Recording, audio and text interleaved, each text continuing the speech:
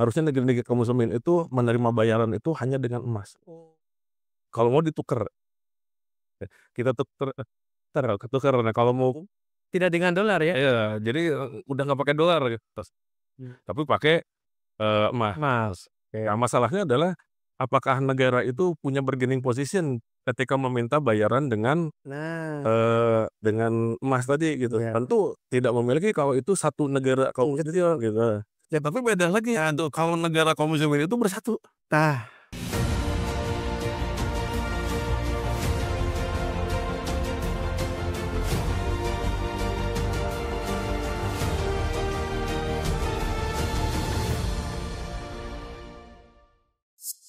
bismillahirrahmanirrahim. Assalamualaikum warahmatullahi wabarakatuh. Alhamdulillahilladzi arsala rasulahu bil huda wa dinil haqq lidhhirahu 'ala dini kulli wa kafa billahi syahida. Asyhadu an la ilaha illallah wahdahu la syarikalah wa asyhadu anna Muhammadan abduhu wa rasuluhu alladzi la nabiyya ba'dah. Allahumma shalli 'ala sayyidil mursalin wa imamil muttaqin wa 'ala alihi wa sahbihi ajmain. Pemirsa Royal TV ngaji ngarti ngaji kumaha dararamang sadayana. Masya Allah. Mudah-mudahan pemirsa Royal TV senantiasa dalam lindungan Allah Subhanahu wa taala dan juga senantiasa dalam keberkahan Allah Subhanahu wa taala. Amin amin ya rabbal alamin. Di hari ini, hari Sabtu tanggal 26 April 2025 bertepatan dengan tanggal 28 Syawal 1446 Hijriah, Royal TV kembali menyapa hadirin semuanya dalam acara spesial interview Royal TV yang mana pada hari ini kita akan membawakan tema yaitu mewujudkan negara adidaya ekonomi yang berideologi Islam. Seperti apa sih negara yang berideologi Islam itu? Apakah dia bisa menjadi sebuah negara adidaya ekonomi? Nah, inilah yang akan kita bahas di sini dan tentunya pembahasan ini ada pangkalnya atau ada sebabnya. Sebabnya apa? Ini. Beberapa waktu lalu Presiden Amerika mengumumkan eee, sebuah tarif, tarif teks ya di negaranya yang itu, ternyata lumayan mempengaruhi dunia, termasuk juga Indonesia, termasuk juga negara-negara besar lainnya. Nah, ini membuktikan bahwa ternyata Amerika mempunyai dominasi sebuah negara besar, sebuah negara adidaya yang dia dengan semena-mena bisa dikatakan seperti itu memasang tarif ya terhadap, berbagai jenis import ke negara tersebut. Kita akan bahas bersama seorang pakar ekonomi Islam dan beliau nanti akan menyampaikan kepada kita semua seperti apa sih seharusnya sebuah negara itu dan mungkinkah Islam dijadikan sebagai pedoman atau ideologi yang mengusung atau yang diusung oleh sebuah negara, yang nanti akan menjadi negara adidaya ekonomi. Oke pemirsa jangan kemana-mana, kita akan simak dulu video yang satu ini. Silakan. Dalam situasi ekonomi global yang tak menentu, Presiden Amerika Serikat Donald Trump kembali mencuri perhatian dunia. Pada 2 April 2025, Amerika menerapkan kebijakan resiprokal tarif impor minimum 10% untuk seluruh produk asing. Bahkan lebih tinggi bagi negara-negara tertentu termasuk Indonesia. Trump berdalih ini demi melindungi ekonomi dan pekerja Amerika. Namun kebijakan ini justru menuai kritik karena dianggap bertolak belakang dengan semangat kapitalisme global yang selama ini dijunjung tinggi oleh Amerika Serikat sendiri. Banyak negara bereaksi. Cina melakukan perlawanan terbuka, sementara Indonesia, Turki dan Malaysia memilih jalur diplomatik melalui forum internasional seperti G20. Namun sesungguhnya ini bukan hanya soal tarif, ini adalah cerminan dari dominasi kapitalisme global yang telah lama menekan negeri-negeri muslim. Negara-negara kaya sumber daya seperti Indonesia justru terjebak dalam kemiskinan dan hutang akibat sistem ekonomi yang dikuasai oleh kekuatan asing. Padahal tak sepatutnya negeri-negeri kaum muslimin ada di bawah kekuasaan kapitalisme barat. Sesungguhnya Islam juga memiliki sistem ekonomi yang jika dijalankan dapat menandingi hegemoni kapitalisme. Sistem ekonomi Islam menawarkan alternatif dengan mata uang berbasis emas dan perak, serta pengelolaan sumber daya dan kemaslahatan umum. Negara Islam mampu mandiri dan berdiri sejajar di panggung global. Sistem ekonomi ini hanya pernah dan akan bisa tegak jika seluruh negeri Muslim bersatu secara politik di bawah naungan khilafah. Dengan persatuan itu, khilafah dapat membangun kekuatan ekonomi sendiri dan bangkit dari penjajahan kapitalisme global, tak lagi bergantung pada Amerika. Limpahan berkah jadi jaminan atas hal tersebut. Dan andai penduduk negeri-negeri ini beriman dan bertakwa, pasti kami limpahkan berkah dari langit dan bumi. Al-Quran Surah Al-A'raf ayat 96. Ya, baik pemirsa Royah TV Ngaji Ngerti Ngaji. Itulah video singkat yang menggambarkan kepada kita semua bagaimana dominasi Amerika Serikat lewat presidennya Donald Trump yang dia menetapkan tarif atau reciprocal tarif ya untuk kepentingan impor mereka. Kita akan bahas pembahasan ini ya dengan tema mewujudkan negara adidaya ekonomi yang berideologi Islam bersama dengan Ustadz Indra Fajar Alamsyah PhD. Assalamualaikum. Waalaikumsalam. Masya Allah. Sehat Ustadz? Alhamdulillah. Aduh, sibuk ya? Alhamdulillah. Masih ngajar-ngajar? Masih ngajar ya? Iya, Ustadz. Alhamdulillah. Atur nuhun pisan tiasa dong. Di tengah kesibukan Ustadz ngajar dan sebagainya. Kita akan bahas tentang reciprocal tarif yang dibahas, yang awal-awal ini cukup menghebohkan negara-negara di dunia. Ini barangkali di antara pemirsa ada yang bertanya, apa sih yang disebut dengan reciprocal tarif itu? Kan kenapa kok ini sampai negara-negara tuh kayak heboh, kayak kebakaran jenggot? Ya, tafadhol Ustaz. Ya, bismillahirrahmanirrahim. Alhamdulillah wassalatu wassalamu ala Rasulillah wa ala alihi wa sahbihi wa man wala. Benar banget. Jadi yang paling pertama kali kenapa heboh karena ini menyangkut urusan dapur ya, jadi urusan dapur dan perut negara-negara yang banyak memasarkan produknya itu di Amerika Serikat, termasuk Indonesia gitu. Oke. Indonesia itu sekitar 60% ekspor keluarnya tuh dipasarkan di Amerika Serikat. Oh, jadi Amerika tuh mengimpor dari Indonesia? Iya, Oh gitu. Oke. terutama dari produk-produk seperti pakaian, kemudian alas kaki, sepatu, sendal dan lain-lainnya tuh banyak dari Indonesia. Jadi pabrik-pabrik Amerika Serikat seperti Nike misalkan dulu yang punya brand-brand Amerika, mereka kan mendirikan pabrik di Indonesia dengan alasan untuk mendapatkan buruh ataupun tenaga kerja yang murah. Nah, dari situ produknya dijual lagi ke Amerika Serikat dengan harga yang murah bandingkan Amerika Serikat memproduksi di negara sendiri gitu.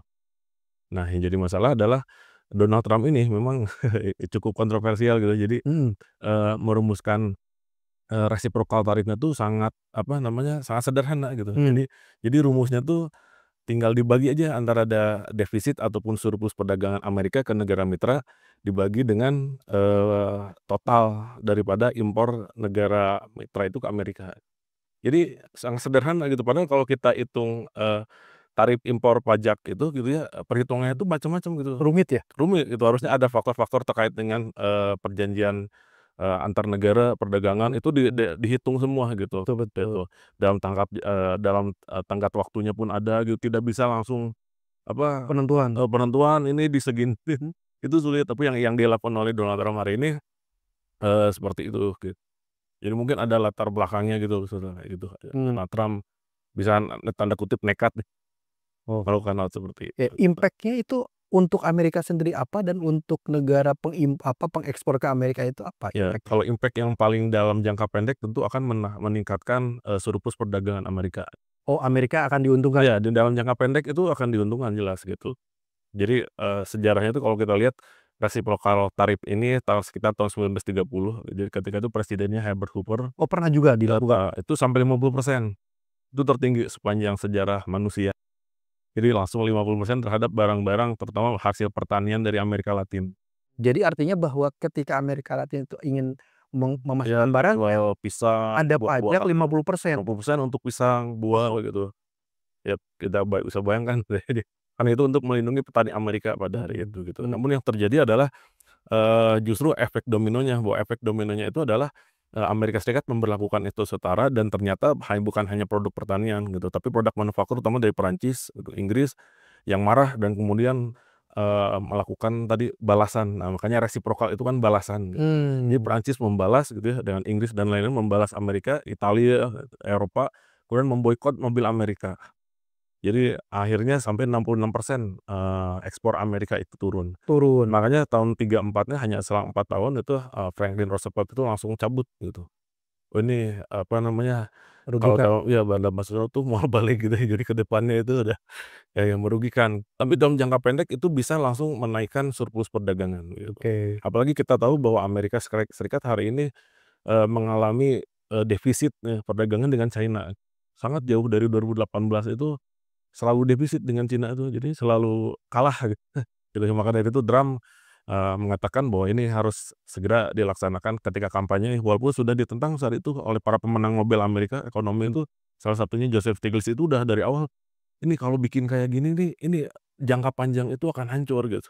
Karena Amerika Serikat sendiri sangat tergantung terhadap, global supply chain, terutama seperti misalkan perusahaan-perusahaan Tesla gitu ya, yang hari ini, memberikan profit banyak kepada negara itu, kan bahan bakunya hampir seluruh itu dapat dari luar negara. Oke. Jadi kalau dalam jangka panjang seperti ini nggak akan bisa, Oh, gitu. Dalam jangka pendek mungkin bisa short term, oke bisa ya. tapi kalau untuk jangka panjang ini menurut, Profesor Joseph Stiglitz ini adalah langkah bunuh diri gitu, Oh, seperti oke itu. oke. Nah, itu impact buat Amerika. Ya. Kalau impact buat negara pengekspor gimana? Ya, kalau yang pengekspornya karena seperti di Indonesia sendiri bahwa mengandalkan terkait dengan, pabrik besar ya, biasanya itu Amerika Serikat itu pabrik-pabrik sepatu dan lain-lain itu, maka yang paling akan terasa itu adalah ketersediaan lapangan pekerjaan. Jadi ketika sulit memasarkan artinya, demand turun berarti supply turun produksi turun. Nah, produksi turun itu yang dikhawatirkan oleh Indonesia Oh, dan beberapa negara, terutama yang tidak memiliki diversifikasi pasar gitu. Jadi hanya menggantungkan pasar itu Indonesia 60% gitu. no, Bisa kita bayangkan tuh 60% pendapatan kita hilang gitu, gitu seperti itu. Jadi memang dampaknya ketersediaan lapangan pekerjaan gitu. oke.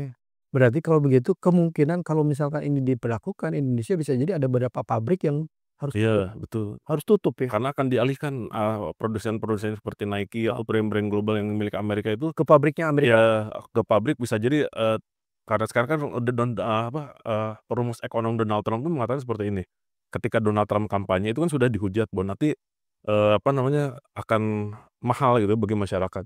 Mmm, Tapi menurut perumus kebijakan, manusia ini untuk bikin pabrik sudah bisa diganti AI katanya.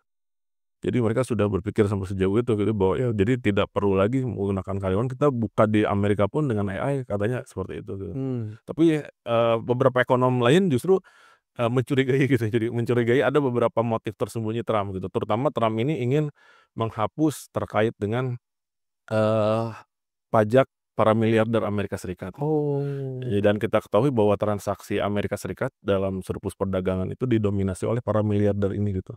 Nah, para miliarder ini yang akan paling pertama diuntungkan ketika pemberlakuan tarif, karena mereka tidak perlu bayar tarif yang masuk gitu. mmm, Para importer mereka para perusahaan gitu yang bertransaksi dengan mitra luar negeri itu tidak perlu membayar pajak mitra itu. Jadi mereka tinggal datang barang yang tanggung, mitra oh gitu. gitu. Si mitra yang Iya, memasukkan barang itu yang bayar? itu yang bayar gitu, dalam resiprokal ini. Makanya dari banyak mitra itu yang cukup besar terutama China gitu. Karena China pun sampai 2 negara ini gitu ya, sampai di atas 100% sekarang tarif resiprokal itu udah nggak masuk akal gitu. Jadi udah sangat ya kalau kalau dalam kemarin Joseph Stiglitz dalam wawancara itu brutal katanya. Tapi tanda petik itu udah brutal kayak gitu. Oke oke.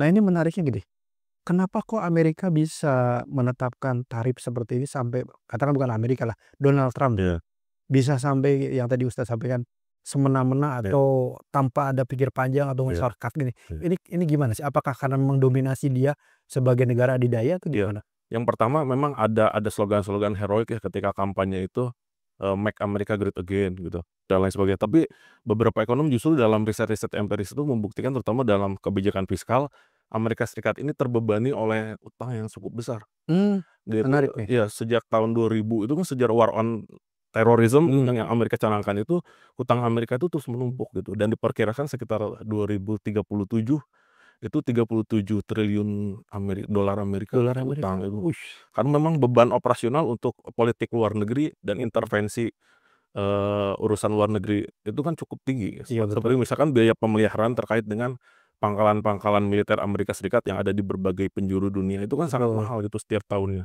Sementara itu tidak bisa diimbangi dengan performa ekonomi negara gitu.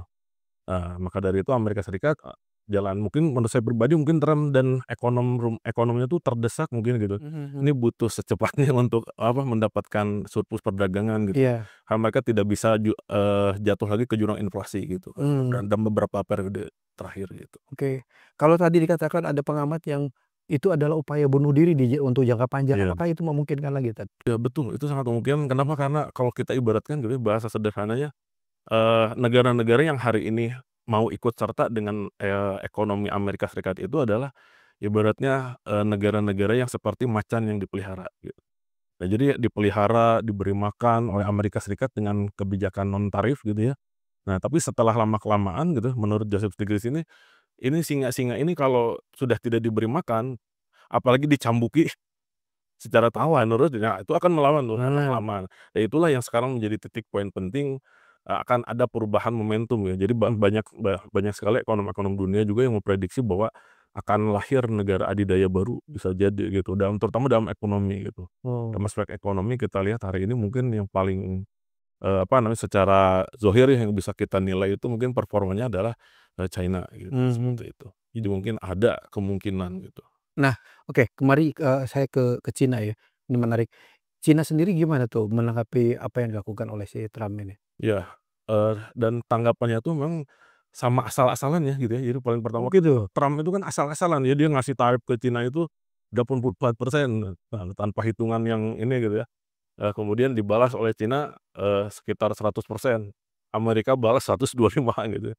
Sampai sampai inilah gitu, Balas-balasan gitu? ya balas-balasan dan Amerika melontarkan, ininya asal-asalan, ke Cina pun sama gitu. Menteri ekonominya sampai ketika diwawancara itu, Cina itu sudah ada 5.000 tahun yang lalu gitu, Amerika belum ada katanya, dan Cina akan ada 5.000 tahun mendatang. Seperti itu, subhanallah gitu. Jadi ininya percaya diri mereka gitu, karena Cina sejak 5 sampai 8 tahun terakhir ini memang melaksanakan pekerjaan rumah mereka semua gitu.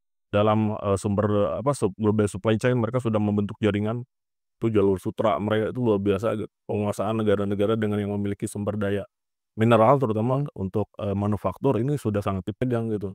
Dan ini yang tidak dilakukan oleh banyak negara kapitalis hari ini. Oh. Nah itu Cina sebagai negara kapitalis yang memang menjadi saingannya Amerika. Sekarang bagaimana dengan negeri-negeri muslim nih? Iya, Nah seperti Indonesia, iya, Malaysia, betul. atau tadi kan di video itu dikatakan mereka malah berkumpul di Iya, G20 ya, G20. G20, Liga 20. Ini gimana tuh? Apakah itu memang cara efektif atau gimana? Iya, jadi apa yang dilakukan oleh, negeri-negeri kaum muslimin ini memang cukup disayangkan ya, karena mengingat Mmm, potensi mereka ini sebenarnya besar gitu, luar biasa mhm, gitu. Kalau dalam geopolitik, terutama dalam politik ekonomi ini, resources ataupun sumber daya yang dimiliki oleh negara-negara ini sebenarnya berpeluang gitu ya. Jika mereka itu bersatu seperti contoh misalkan, Rusia, Brazil, India, Cina, itu mmm. kan membentuk blok, BRICS itu ya. Oh BRICS. Ya kemudian diikuti oleh banyak, negara lainnya gitu. Karena mereka merasa bahwa mereka memiliki sumber daya gitu. Mmm, Mereka memiliki sumber daya dan mereka memiliki, eee, posisi tawar ya ketika berhadapan dengan Amerika Serikat itu dengan bersatu gitu. oke. Nah yang uniknya gitu negara muslim ini justru tidak ada yang membuat forum bersama gitu dalam menghadapi Mhm, hal tersebut, malah sendiri-sendiri ataupun ikut forum bersama G20 tadi gitu ya, G20. yang tidak ada hubungannya dengan tadi gitu ya, dengan persaudaraan kaum muslimin misalkan gitu, tidak ada Mmm. seperti itu gitu. Di dalam G20 itu tidak hanya negeri-negeri muslim? Iya betul, betul, Wah, negara-negara kapitalis pun ada di ada sana. di sana gitu. Oke oke. Efektif nggak itu menurut antum? Iya, dipastikan tidak akan berhasil gitu. Tidak akan berhasil? Iya, karena itu kan masih dari bagian kesepakatan WTO ya, itu kayak World Trade Organization gitu ya, Oke. dalam banyak ketentuannya pun akan saling maksudnya akan saling tumpang tindih kepentingan dengan apa yang dilakukan oleh Amerika Serikat hari ini. Baik. Jadi ya kemungkinan tidak akan berjalan Oke, seperti itu. kemungkinan tidak akan berjalan. Iya, Baik. Terima kasih Ustad. Ya, luar biasa nih di segmen pertama ini. Pemirsa Royal TV ngaji ngerti ngaji, apa yang telah saya sampaikan oleh Ustadz, Indra Fajar itu luar biasa kepada kita semua. Beliau menyampaikan pemaparan tentang bagaimana sebuah negara semisal Amerika menetapkan resiprokal tarif dan itu ternyata berimbas kepada negara-negara yang lain. Begitu dominasinya dia, ya sampai dia bisa menetapkan semaunya sendiri, ya. Apa alasannya, apakah alasan untuk memperbaiki negerinya atau apa ya. Nah berbeda halnya dengan negeri muslim yang ternyata harus akhirnya terseok-seok. terseok-seok untuk bisa menghadapi arogansi Amerika ini. Nah, potensinya seperti apa tadi sudah disampaikan oleh Ustadz Indra. Kita akan sama-sama menyimak apakah di balik potensi itu ada potensi yang lebih besar lagi bagi negeri Muslim. Oleh karena itu jangan kemana-mana, tetap di spesial interview Royah TV.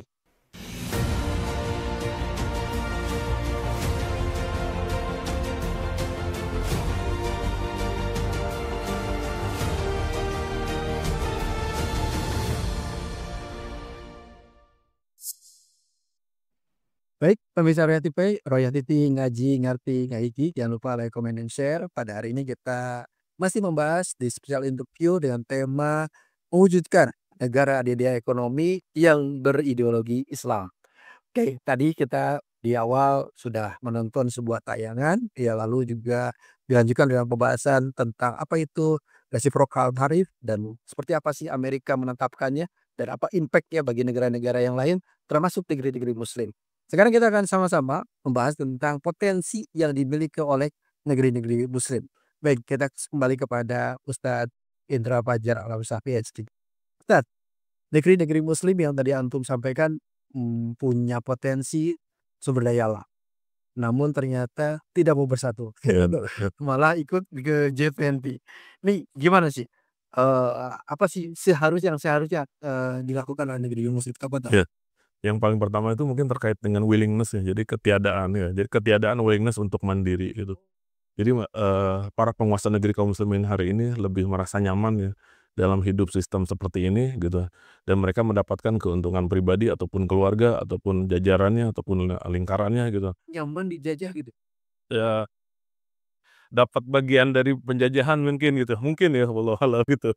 Seperti itu gitu. Jadi kalau yang saya lihat jadi tidak ada sedikit pun kalau yang dilakukan Cina masih mending gitu, jadi gitu ya. Jadi Dia punya harga diri. dia punya harga diri dan dia punya bargaining position gitu untuk melakukan perlawanan, melakukan ini. Tapi hari ini kaum muslimin ya tidak ada satupun negara yang protes ataupun apa, tidak ada gitu satupun hari ini terkait dengan kesewenang-wenangan tadi Amerika Serikat dengan Donald Trump yang koboi ya maksudnya dengan segala macam arogansinya gitu. Nah, seharusnya apa yang dilakukan oleh negara-negara Muslim ketika misalkan mereka tahu seperti itu? Iya. Apa tuh? Ya gitu. Kalau yang pertama tadi setelah willingness itu kemudian menata terkait dengan tadi yang betul disampaikan di video awal itu terkait dengan sistem moneter gitu.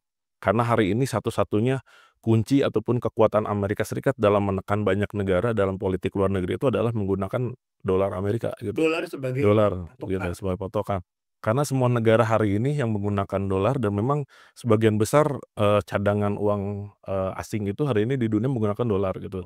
Nah, dan semua negara ini berkewajiban menjaga nilai dolar tadi. Itu kewajiban, kenapa kalau dolar ini tidak dijaga, aset harta mereka itu akan hilang gitu. Makanya negara-negara ini semuanya berkewajiban untuk menjaga dolar Amerika gitu. Nah, inilah yang menurut saya pribadi ini adalah bentuk kejahilan ekonomi modern gitu ya.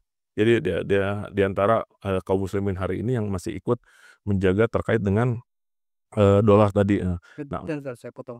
Artinya menjaga tuh secara langsung atau tidak langsung itu sebenarnya dia sudah dijajah oleh dolar itu. iya betul gitu. Dan mereka mendukung langkah-langkah Amerika untuk menjaga nilai dolar itu tidak turun ya. Ya bisa kita bayangkan ketika Amerika Serikat setelah perang Irak dan Afghanistan itu gitu ya, mereka dengan terang-terangan mencetak sendiri gitu ya uangnya gitu, mencetak tanpa ada apa-apa. Amerika itu. Iya gitu. Kan yang biasa dilakukan Amerika Serikat ketika kekurangan uang itu kan mencetak US Treasury. US Treasury itu surat utang negara kalau di kita Sun gitu ya. Nah, Amerika Serikat itu biasanya mengeluarkan Sun gitu ya. Nah ini enggak gitu, justru mencetak uang gitu. Ini kan itu, makanya inflasi besar-besaran dan sampai krisis di 2008 itu nyambung dari itu memang karena memang fiskal negara ini terbebani dengan luar biasa gitu. Nah, apa yang dilakukan negeri kaum muslimin hari ini justru ikut membantu nilai dolar itu biar tidak hancur gitu. Padahal yang harus kita lakukan justru menghancurkan penjajahan tadi gitu, Pak. Dan membuang dolar itu dan mengganti dengan emas dan perak di negara yang. Tapi yang menjadi polemiknya adalah bahwa ternyata sebagian besar ataupun hampir mungkin 80% ya cadangan emas global ini hari ini dimiliki oleh negara-negara kapitalis tadi gitu. Yang pertama udah di Amerika, di apa namanya, The Fed itu ya, di bank sentralnya tuh ada sekitar 8.000 ton emas mulia ya, logam mulia gitu. Kemudian yang kedua ada Jerman 3.300 ton gitu. Kemudian ada Italia, Perancis 2.400 ton gitu. Kemudian ada Cina kelima merangsek 10 tahun terakhir itu naik gitu, terkait dengan emas, emas batangannya sekitar 2.200. Kemudian ada India, ada Belanda, ada Jepang, dan 10 besar itu baru ada muncul negeri muslim Turki sekitar 500 ton gitu. Dari 10 besar itu. Ya hanya Turki aja yang menguasai sekitar 500 ton. Sedangkan negeri muslim yang lainnya itu menyimpan cadangan devisanya itu dalam bentuk dolar gitu. Maka dari itu sulit ketika ingin langsung mengubah, currency system dengan emas itu, karena emasnya aja nggak ada gitu. Emasnya ada di negara-negara kapitalis dan negara kapitalis itu tidak mungkin memberikan emasnya.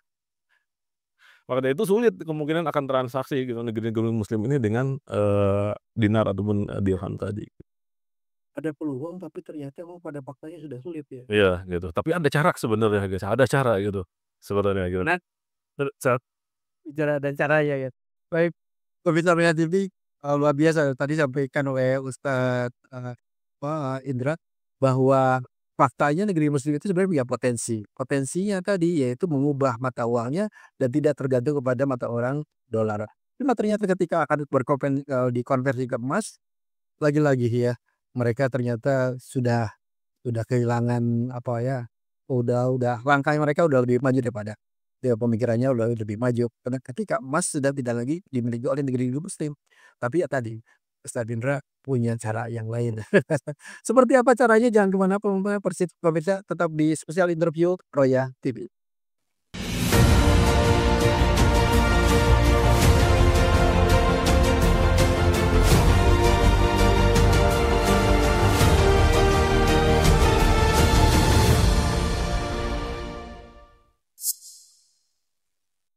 Baik pemirsa Roya TV ngaji ngerti ngaji, jangan lupa like, comment, and share. Di hari ini kita masih membahas tentang mewujudkan negara adidaya ekonomi yang berideologikan Islam.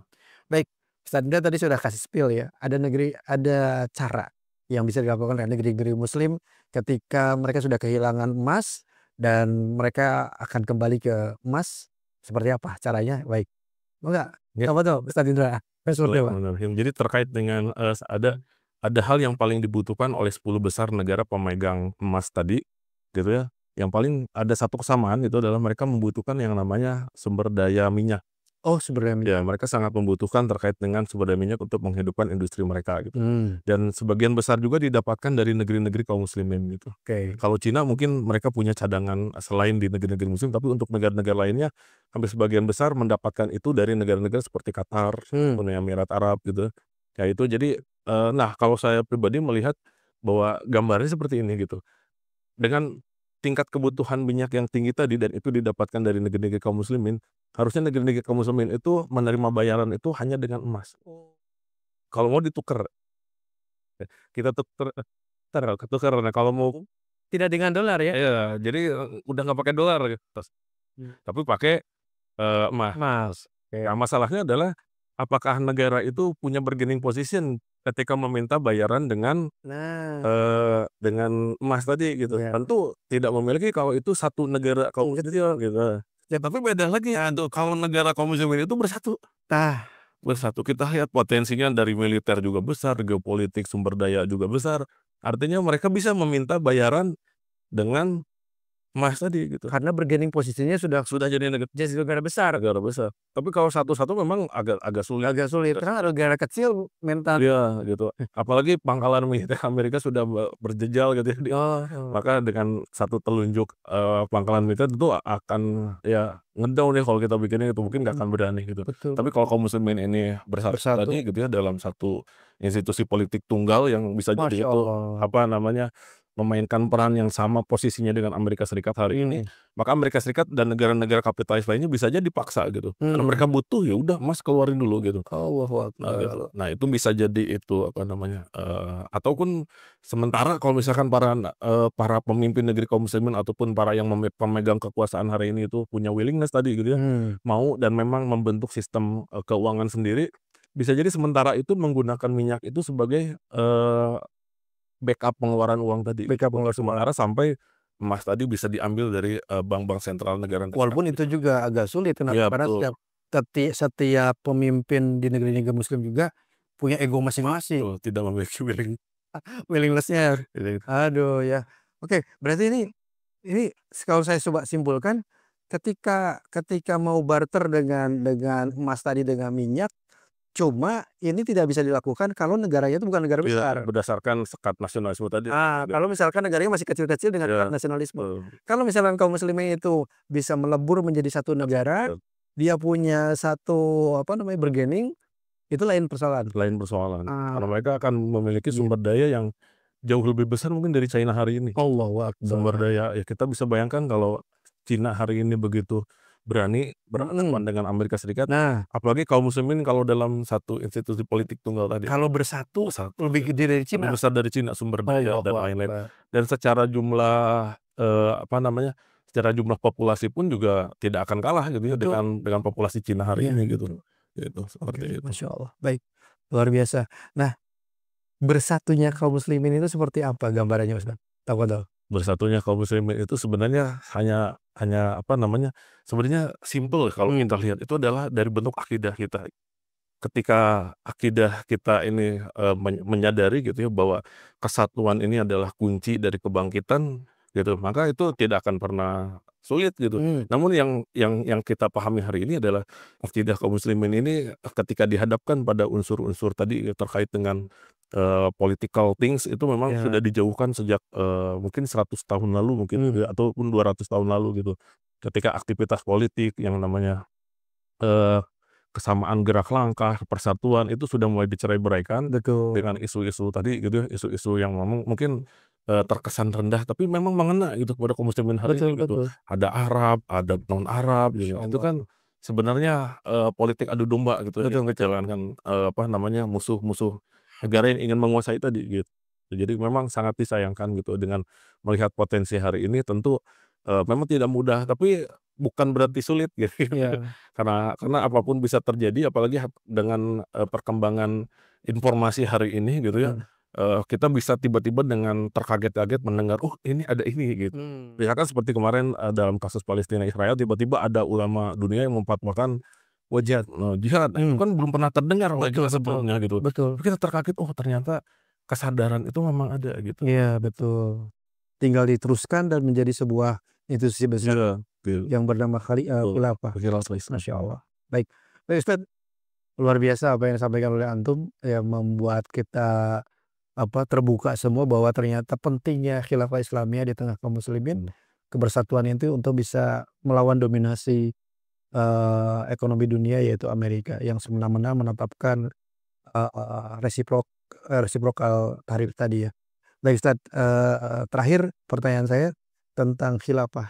Ketika khilafah ada, kaum muslimin bisa bersatu, apakah tadi bisakah khilafah itu mendominasi ekonomi dunia menjadi sebuah negara adidaya ekonomi? Tafadhol Ustaz. Iya. Jadi kalau terkait dengan bagaimana bisa mendominasi, saya rasa kalau kita hitung kalkulasi terkait dengan sumber daya, terutama sumber daya alam, sumber daya manusia, dan sumber daya teknologi, saya rasa tidak ada masalah gitu. Karena hari ini 3 hal itu sudah terlihat gitu. Kayak misalkan contoh teknologi-teknologi militer itu beberapa negeri-negeri muslim itu sudah melakukan banyak terobosan maju seperti Masya Allah. Pakistan, Iran misalkan gitu, yang sampai harus mendapatkan sanksi gitu sanksi Iya, internasional.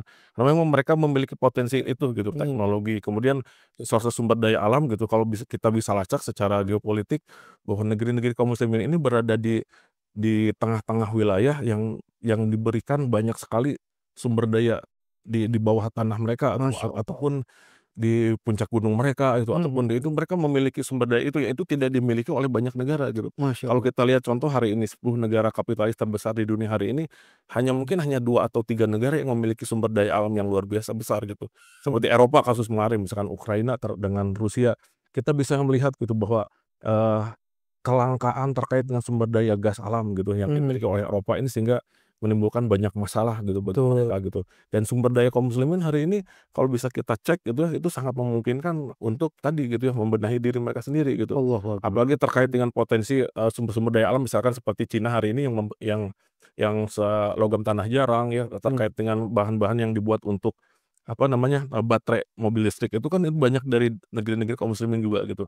Nah, maka dari itu hari ini dengan melihat itu saya rasa banyak komoditi perdagangan yang bisa, surplus ya, jadi surplus perdagangan bagi negara kaum muslimin jika itu tadi dalam satu institusi politik tunggal. Masya Allah. Berarti kalau begitu tidak ada alasan kaum muslimin itu nanti apa namanya, mereka itu khawatir atau, "Oh nanti kalau bersatu bagaimana?" Ternyata memang potensinya luar biasa. Betul. Iya, ada apa namanya, ada harapan gitu loh.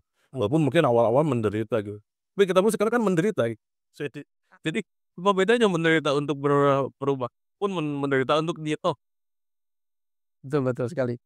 Baik, terima kasih Ustadz Indra Fajar Alamsyah PhD. Baik pemirsa Royal TV Ngaji Ngerti Gaji, apa yang disampaikan oleh Ustadz Indra Fajar Alamsyah PhD luar biasa hari ini membuka mata kita ya dari awal pembahasan tentang resiprokal tarif yang ditetapkan oleh Amerika sebagai upaya arogansi ekonomi mereka, ternyata di belakang itu kaum muslimin punya harapan. Harapan punya kans untuk bisa menyamai Amerika. Syaratnya cuma satu, maukah kaum muslimin itu bersatu dalam naungan khilafah? Sebagaimana apa yang telah dilakukan oleh umat Islam terdahulu di bawah naungan khilafah. Setelah baginda Rasul wafat, maka kaum muslimin mereka bersatu di bawah naungan khilafah.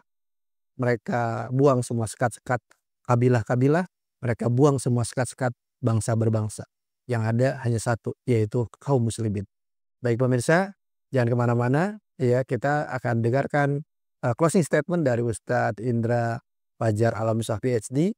Oleh karena itu pemirsa jangan kemana-mana, masih tetap di spesial interview Royal TV.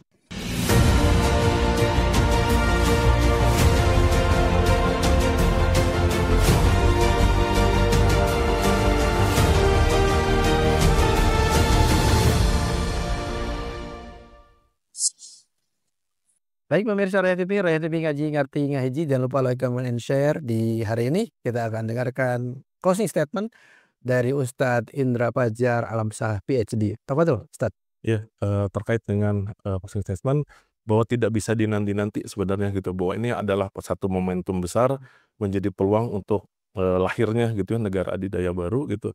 Dan seharusnya sudah tidak ada negara adidaya lain selain Amerika ya, di mana kan negara-negara kaum muslimin itu menjadi pengekor tadi gitu. Setelah Amerika sekarang ngekor kemana. Ini memang sudah saatnya gitu bahwa kaum muslimin itu justru harus menjadi negara adidaya baru gitu, terutama yang terbuka hari ini dari sudut pandang ekonomi tadi gitu, dan itu tentu bisa membuka jalan-jalan lainnya gitu. Jadi peristiwa ekonomi hari ini bisa jadi momentum penting gitu ya untuk kaum muslimin ini bersama-sama memuhasabahi diri gitu, bahwa kita semua memiliki potensi untuk menggapai tadi gitu ya negara yang Allah berkahi itu sampai bukan hanya di dunia tapi sampai di akhirat kelak insyaallah. Seperti itu Ustaz. Masya Allah. Baik, terima kasih Ustadz Indra.